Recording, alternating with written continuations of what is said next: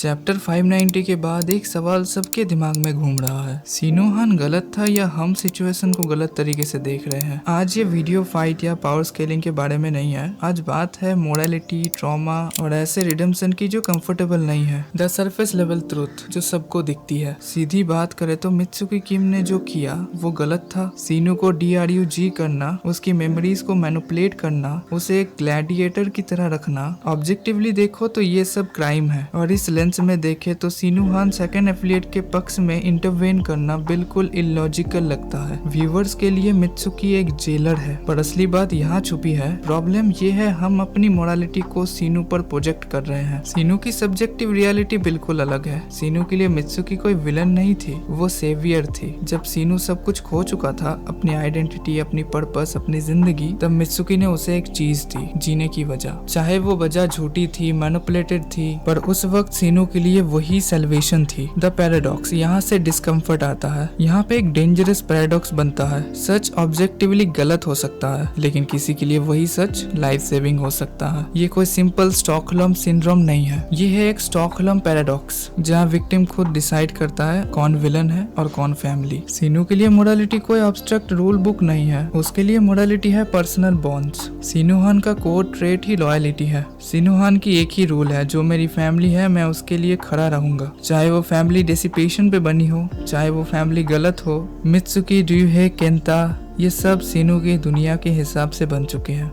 इसलिए जब डेंजर आया, सीनू ने लॉजिक नहीं चुना, उसने लॉयलिटी चुनी। र्यूहे और मित्सुकी, एक और अनकंफर्टेबल ट्रूथ। चैप्टर का एक और कंट्रोवर्शियल पॉइंट, कुरोदा र्यूहे की डिवोशन। वो रुकता नहीं, वो थकता नहीं, वो छोड़ता नहीं। उसका अनकंडीशनल लव, लॉयलिटी आखिरकार मित्सुकी को भी हिलाने लगती है, और यहाँ से लोग गुस्सा हो जाते हैं। इस औरत को हैप्पी एंडिंग कैसे मिल रही है? PTJ का रिक्यूरिंग थीम। पर अगर PTJ का काम देखो तो एक पैटर्न दिखता है, bad people getting happiness. Location में एक मोरालिटी फेरी टेल्स नहीं है। यहाँ पनिशमेंट गारंटी नहीं होती। यहाँ कभी कभी रिडेम्पशन नहीं, सिर्फ नैरेटिव मर्सी मिलती है। द रियल क्वेश्चन जो चैप्टर पूछता है, जो चैप्टर 592 हमें जवाब नहीं देता, ये हमें सवाल देता है। क्या रिडेम्पशन तभी वैलिड होती है जब पनिशमेंट मिले, या कभी कभी सिर्फ जिंदा रहना और थोड़ा सुकून पाना भी एक एंडिंग हो सकती है? क्या हर गलती का बैलेंस होना जरूरी है, या दुनिया कभी कभी अनफेयर ही रहती है? सिनोहान ने जो किया वो शायद सही नहीं था, पर वो ह्यूमन था, और शायद इसलिए ये चैप्टर इतना डिस्टर्ब करता है, क्योंकि ये हमें याद दिलाता है लोकेशन में मॉन्स्टर सिर्फ स्ट्रॉन्ग नहीं होते, वो ब्रोकन भी होते हैं। कमेंट में बताओ तुम सीनू के डिसीजन को समझ पाए या रिजेक्ट करते हो। अगला वीडियो और भी अनकंफर्टेबल होगा, इसलिए सब्सक्राइब करो, क्योंकि यहाँ सिर्फ फाइट नहीं, इंसानियत डाइसेक्ट होती है। Peace out,